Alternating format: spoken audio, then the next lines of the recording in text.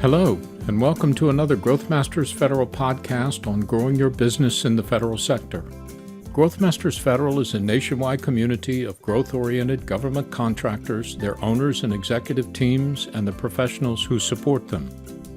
The mission is to share experiences and discuss timely topics on planning and executing the most effective growth strategies in the complex, highly regulated, but opportunity-rich federal marketplace. Your host is Shirley Collier, President and founder of Scale to Market. Scale to Market helps businesses think, plan, collaborate, and prosper in the federal marketplace by developing and executing comprehensive data-driven business development playbooks. The SBA's 8A program helps small businesses owned and controlled by socially or economically disadvantaged individuals compete for federal contracts. A myriad of assistance programs ranging from business training and counseling to SBA guarantees on loans, opportunities to acquire sole source contracts, and access to ongoing marketing support by PTACs and other federal resources are aimed at helping aspiring federal contractors gain a foothold in the immense federal marketplace. But is this really a safe and secure path into the world of federal contracting? Is gaining 8A certification the best way for minority and disadvantaged entrepreneurs to launch their business or broaden their footprint to include federal contracts? Does being an 8A firm mean that federal contracting officers with set-aside requirements to fulfill will seek you out?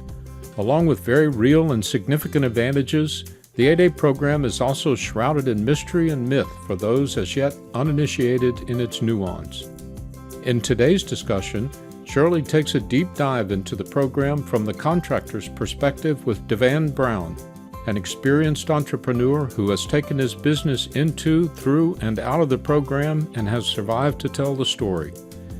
DeVan's words of wisdom are born of experience and provide insight and illumination for those considering entering the program and those who may be wondering why it is more challenging than anticipated and how to steer their own ship onto a course toward success. And now here's your host, Shirley Collier, with her guest, DeVan Brown. Enjoy the podcast.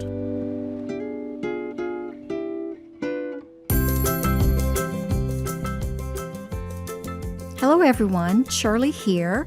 My guest today is DeVan Brown, founder and CEO of Cyquest Business Solutions, a small government contractor in Atlanta. DeVan started his business about 15 years ago, became 8A certified, graduated, and is now growing his business outside of the 8A program. Welcome, DeVan. Thank you so much, Shirley. It is indeed a pleasure to be here with you, and Happy New Year to you. Well, thank you. Same to you. So, DeVan, I only briefly introduced you. Tell us a little more about yourself and Cyquest. Sure, absolutely. I started the company back in 2004, so we've been in business for almost 15 years. Personally, I've worked in human resources for almost 30 years. Yes, I was kind of a baby when I started. Yes, you were. So it made sense for me to start a business based on my particular background, based on what I knew. Therefore, I started as a third-party administrator of retirement plans back in 2004 before branching out into some other areas of HR, including HR outsourcing, HR department development and design, HR management, as well as HR legal and compliance, providing retirement plan and employee benefits administration, clerical and administrative support solutions, providing short-term and long-term staffing support, developing and delivering employee training and development, and also providing project and program management support. Wow. That's kind of what we've been doing since 2004. Yep, that's quite a bit. So today we're talking about your journey as a small government contractor in the highly competitive, highly regulated federal marketplace. Our goal here is to share your hard-earned wisdom, learned through the School of Hard Knocks, in hopes of helping and inspiring others who are going down that same path. So first, take me back 15 years. How did you know about government contracting when you first launched your business? Well, that's an interesting question, Shirley. 15 years ago, I knew absolutely nothing or very little about federal contracting. I mean, I worked in the commercial sector for a long time since I graduated college back in the 80s, and I knew nothing about the very unique world of federal contracting. I worked for a federal contractor. I got a job with a federal contractor here in Atlanta back in, I think, 2000, maybe late 1999. And that was kind of a crash course for me because I was the project manager for a large regional government facility here in Atlanta.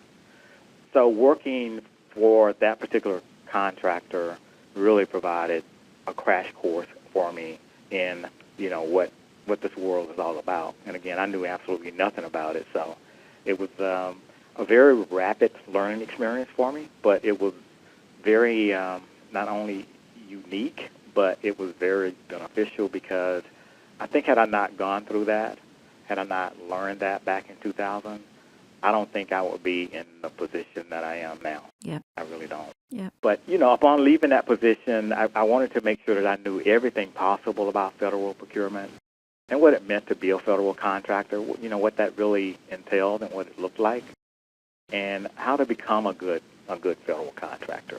So you quit your job and decided to start Cyquest at that point? Yes, believe it or not, I did, which, of course, that is not for everyone. Everyone is not in a position mentally to do that. But I was in a position to mentally, quit, if nothing else. And I've been more of a risk taker all of my life, Shirley. Yeah. So for me to quit a nice, secure position really did not surprise most of my friends because they know that I tend to be somewhat of a daredevil.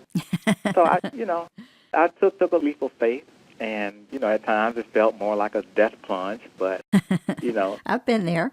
Yeah, that's an expected feeling when you're leaving something that's very comfortable, very secure, and stable for just the opposite with many, many unknowns and lots of uncertainty. So in addition to wanting to take on more risk, what were some of the driving factors in starting your first business?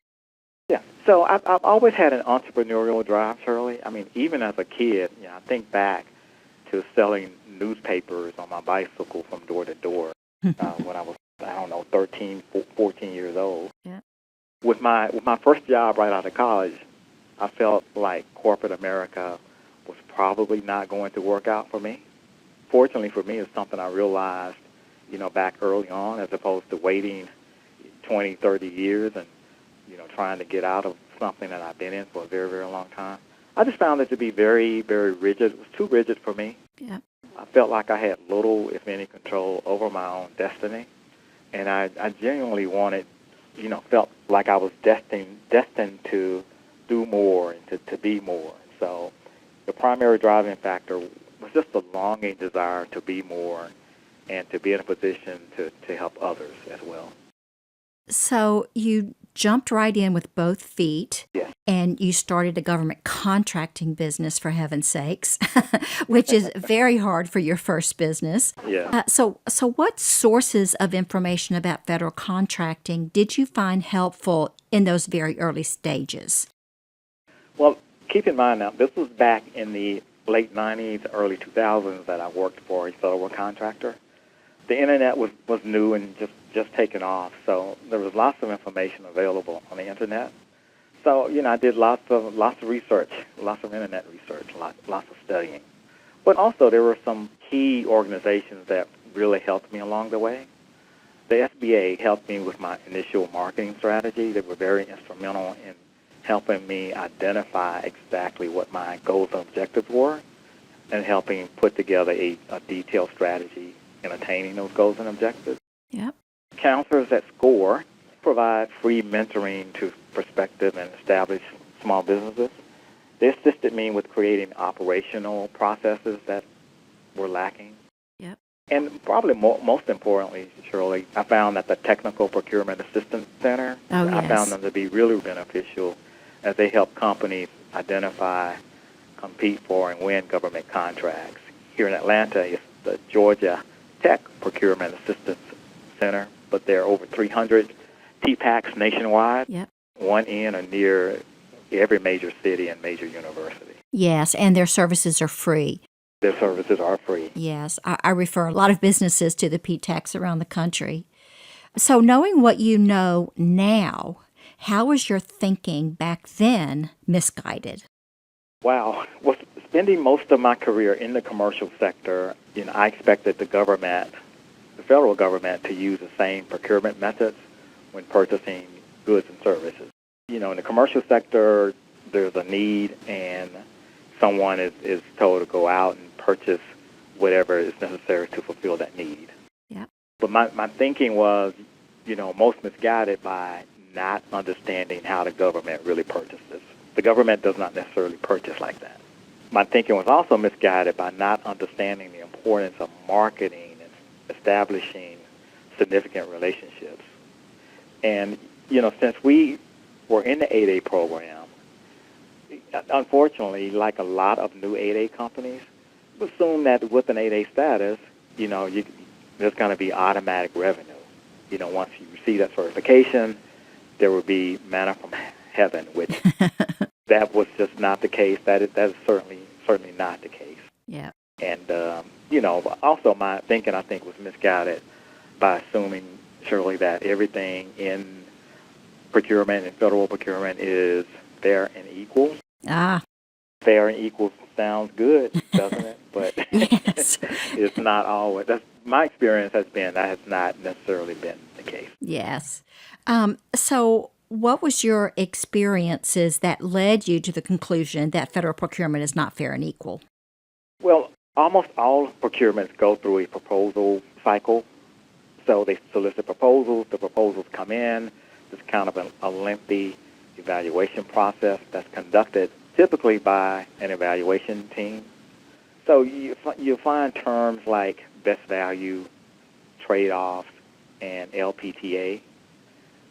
To me, they all leave room for some level of subjectivity.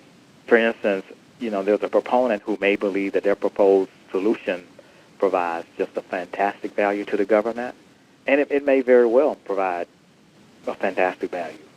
But another evaluation may agree that that particular assessment may not warranted that, best value designation, so they may deem it to be XYZ company as opposed to ABC company. Again, there's just a lot of subjectivity. Yes. Yes, I hear that quite a bit. A lot of small business owners tell me that they are surprised at how much effort goes into actually selling to government decision makers. Many small businesses think that just responding to public solicitations like RFPs is enough. It gives them an equal chance at being awarded a federal contract.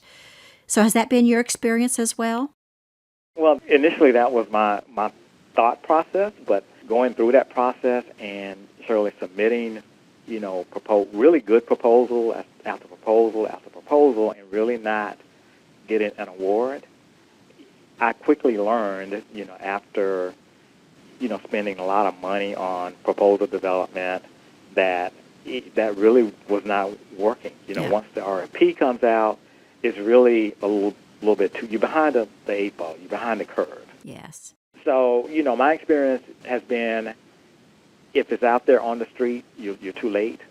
You really need to get in early and talk to the decision makers about some of the requirements that are coming up, some that you may not know that are coming up, and correlate how your past performance, how your experience can really satisfy their needs. Yes. So when the RFP does come out and they get your proposal, they know a little bit more about you other than what's presented on paper. Yes. Yeah, they have context for what's in your proposal.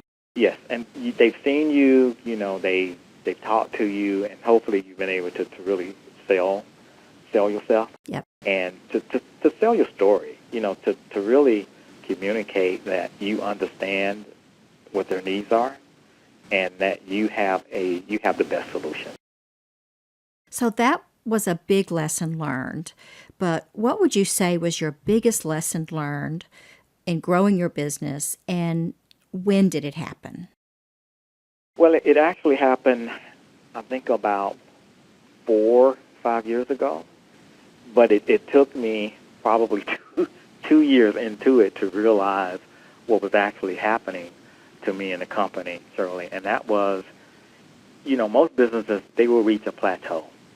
And, it's important to realize that, one, that's going to happen. It happens to all businesses, no matter what the size is.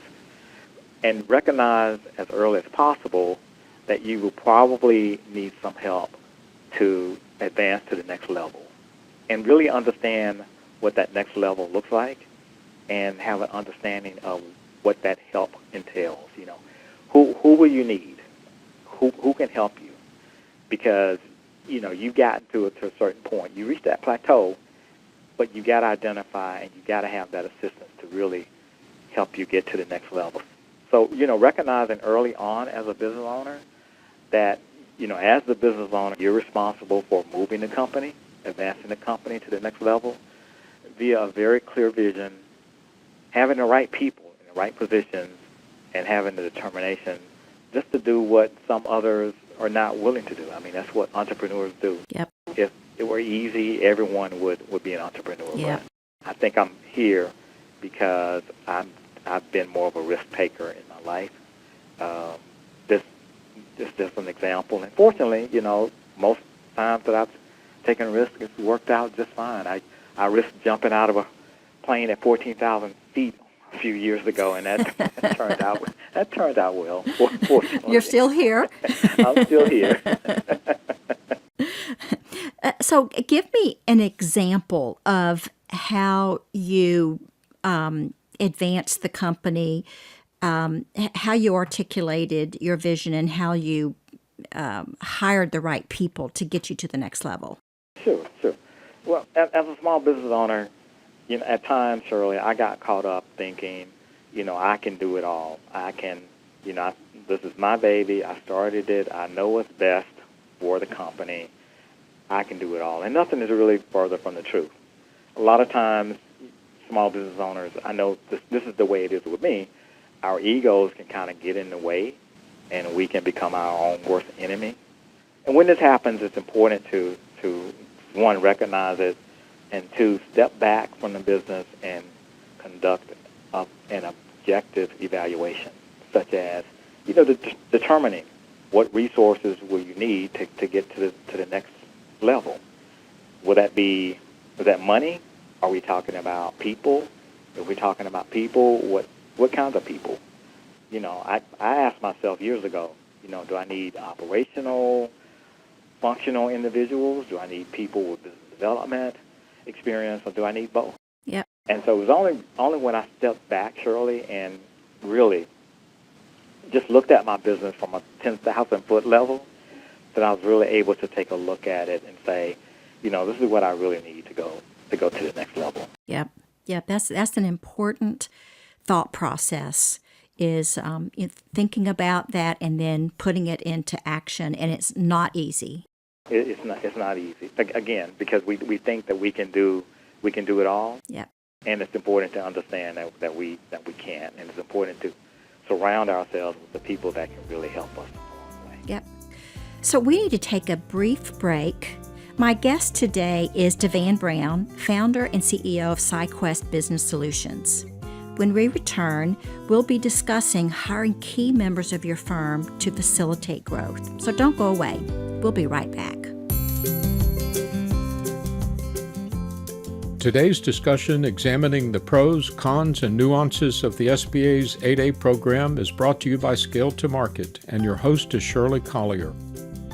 Scale to Market helps businesses thrive and grow in the federal marketplace by developing and executing customized, data-driven business development playbooks, and by partnering with business owners and executives in understanding and implementing successful, productive, and sustainable business development organizational infrastructure. Now back to our podcast, an interview with DeVan Brown, founder and president of Cyquest Business Solutions, an Atlanta-based HR firm offering a broad range of HR staffing, management, and operations assistance in the private and federal marketplaces.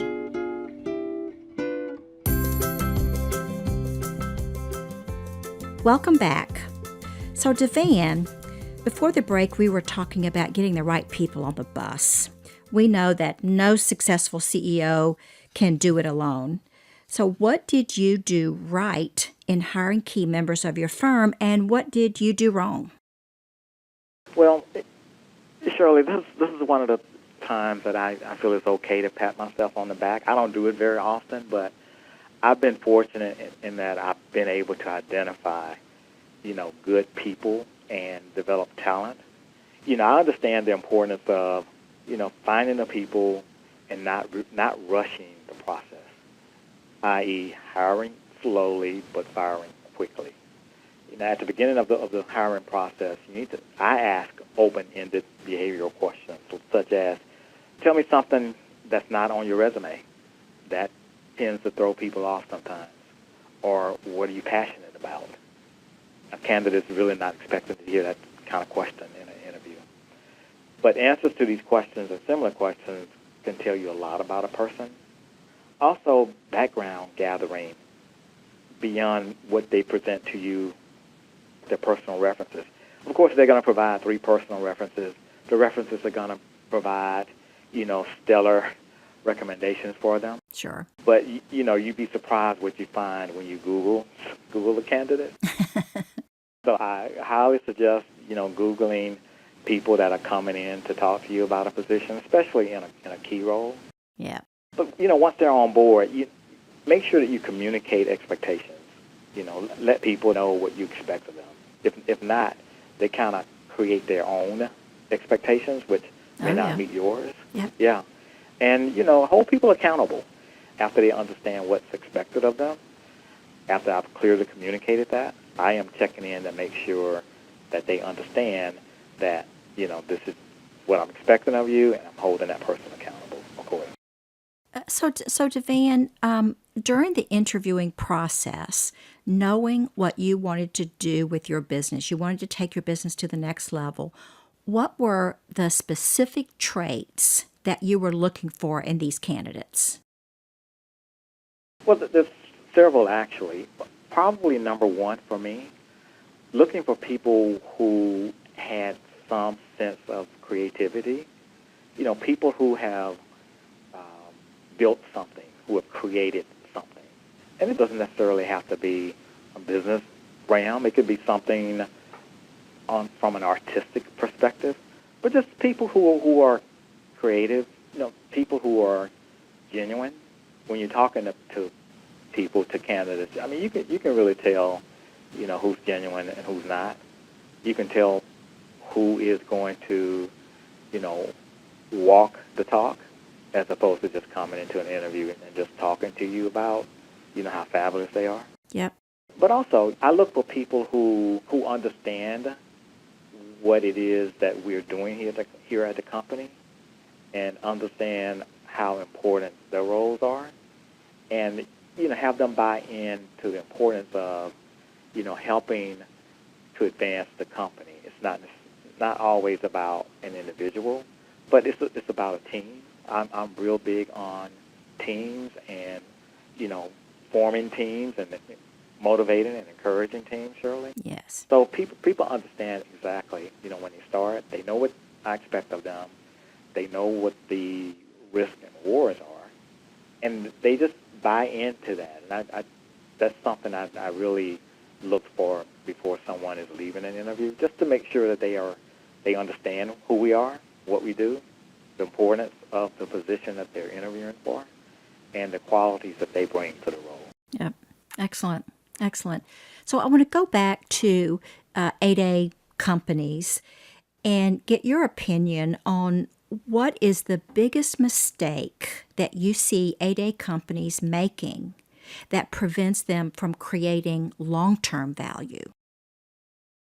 Probably the biggest mistake that I have noticed, Shirley, is that when new companies enter into the 8A program, they really do not understand the purpose of the program. The government does not owe a small business anything because of its socioeconomic status. That's just the way it is. A socioeconomic status, use that as a marketing tool. I mean, because that's what it is. Don't expect the government to give you anything. Becoming 8A certified and expecting the phone to start ringing off the hook, that does not happen. It just doesn't happen. When we were in the 8A program, Shirley, believe it or not, we received one unsolicited call in 9 years. Yeah, I'm not surprised. Yes, one call in 9 years. And it was for something that we couldn't even do. It was right before the end of the fiscal year, and I guess they needed an 8A company, but it wasn't anything that we can really perform. So, no, the phone is not gonna ring off the hook. When you're in the 8A program, one of the other mistakes I've seen companies make is waiting too long once you're in the program to really develop a concrete marketing strategy. Believe it or not, 9 years ago, it can go by quickly. It did for us. So you need to go into the program, thinking about, all right, this is year one, what do I need to do? How do I use my 8A status to start growing my company and come up with a detailed strategy to move forward? And also not having an exit strategy at the end of the program, because, again, 9 years can go by fairly quickly. So you gotten all these 8A contracts over the past 9 years. Now you're graduating from the program. You're no longer eligible for these contracts. Now what do? You got to be ready for that. So having a strategy to exit the program is also important. And so when do you think that strategy to exit should be in place? Well, the 8A program has two phases over a period of 9 years. The first 4 years, that's considered the developmental stage, and the last 5 years is considered the transitional stage. I think it's important that an 8A company develops and begins implementing that transition plan probably between years 5 and 6, because, as I stated earlier, 9 years tend to pass us fairly quickly, and we can be, in year 8 and then year 9, and we don't have a strategy for exiting the program. So I'm thinking, within the first couple of years of the transition stage, between years 5 and 6, it's going to be the best time to really start looking at, how do we transition out of the 8A program. Yep. Now, DeVan, you mentioned earlier about using the 8A program as a marketing tool and that the federal government doesn't owe you anything. Yep. How would you describe the most challenging perception that federal decision makers have of companies that are in the 8A program, and how have you overcome that challenge? Well, I think the biggest challenge for an 8A company is, communicating your value. Because a lot of times you talk to people in the contracting office, be it the small business specialist or contracting officers, about your capabilities and, how you are a great 8A company. But a lot of times you can kind of see their eyes glaze over as soon as they hear the word 8A, because, unfortunately, some of them have experienced being burned by some 8A companies in the past. They've gotten the companies have been awarded 8A contracts, and they performed to fail on them, which makes the 8A company look terribly bad, but it also makes the contracting officials look really bad also. And there's nothing worse than a contracting officer thinking, okay, this is not going to go well. So just the lack of understanding of 8A companies and the value that you can bring. A lot of times, again, contracting officers, they're going to look at you as a risk, and that's a hurdle you got to get over. And the only way you can get over that is by selling who you are, knowing your value proposition, knowing the value that you bring to the agency, and making sure that you clearly communicate that. Yep. So looking back over the last 15 years or so, what one thing would you do differently? I have a couple, but if I had to choose number one, Shirley, it would be to look at your socioeconomic designation. I think I mentioned this earlier. Look at that as a marketing tool. Don't look at that as some form of entitlement, because nothing is further from the truth. It's strictly a marketing tool. It's a tool to help you to grow your business and to help you develop your business, but nothing is guaranteed. And again, the federal government doesn't owe you anything because you're an 8A company. That's just not the case. So look at it as strictly just a marketing tool, and go and market. And you'll be surprised at what that does. Now, DeVan, I know that you have been developing a pipeline and a more disciplined approach to federal business development. What advice would you give our audience regarding your pivot over the last 18 months? My first bit of advice, Shirley, is to make sure that you know who buys what you're selling, how they purchase it, and when.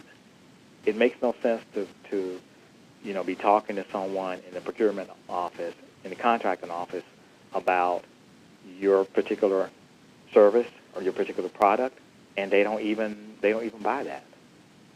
So it's important to understand who buys what you're selling. I mean, there are over 430 departments and agencies and sub-agencies within the federal government, and it's virtually impossible to market to all of them. So you need to determine, who your target is, and really, really stay focused on that. Again, you can't market to everybody. So you really need to know who's buying your product or your service, and staying focused on communicating your value to those agencies. Develop a clear marketing plan. Communicate it to everyone that's involved in it, and make sure that you stick to it. I have just one caveat with that, Shirley, is, with your marketing plan, don't become inflexible. Leave a little bit of wiggle room in the plan whereby you're able to capitalize on opportunities that may develop quickly. Changes happen in the marketplace, and also problems arise. So, don't be so rigid whereby you can't pivot, because that's very, very important. And also, make sure you're open to subcontracting opportunities with prime contractors also. I mean, that can be an easy way to get some experience with an agency. It's through a prime contractor. So make sure you're open to subcontracting opportunities. So as we wrap up our discussion here, DeVan, is there any final advice to our listeners? Sure. Just a few tidbits. Number one, perception goes a long way. As a small business, especially if you're in the 8A program, consistently present a very professional appearance. Make sure that you may be a small company, but you don't have to give that small company feel to anyone. I mean, you can be small, but you can feel big. So make sure you look big, and commit to working extra hard. Again, you gotta be willing to do what others are not willing to do. Average, in federal procurement just doesn't cut it anymore. You gotta be above average, especially again if you are an 8A company, because again you gotta get over the hurdle of some contracting officers not really having very, very favorable opinions of 8A companies. So that's a hurdle you got to get over. And again, average just will not help you get over that. So, market your capabilities first. Tell them about your past performance. The government wants to know what you can do for them and not what they can do for you, because you're an 8A company or something. So make sure you're communicating your value proposition to the government and what value you bring to them and to the agency. And again, just seeing whatever socioeconomic status you got as a marketing tool. I can't say that enough times, or rather. And you want to invest in growth, invest in your business, invest in your employees, because it's important that you have the right people around you that can help you move the company forward. So you want to invest in the growth of your business.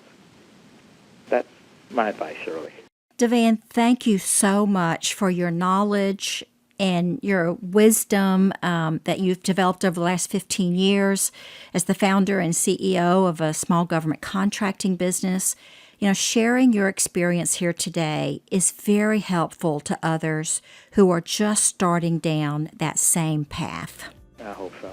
Well, thank you, Shirley. This was indeed a pleasure to be here with you. I really appreciate the opportunity to talk to you and to your audience. And, if there's anything I can ever do for you again, just let me know. Folks, if you want to get in touch with DeVan, he can be reached at devan@cyquesthr.com. That's DEVAN at CYQUESTHR.com. Or you can contact us here at Scale to Market, and we'll make sure you're connected. Thank you for listening. This is Shirley Collier, signing off for now. Thank you for joining us today. For more information on how to grow your business in the federal marketplace, visit our website at scaletomarket.com. That's scale2market.com, and subscribe to the Growth Masters Federal channel on Apple, Google, or wherever you get your podcasts. Check out our webinar series on the Scale to Market website. Join us again soon for another informative Growth Masters Federal podcast, and have a great day.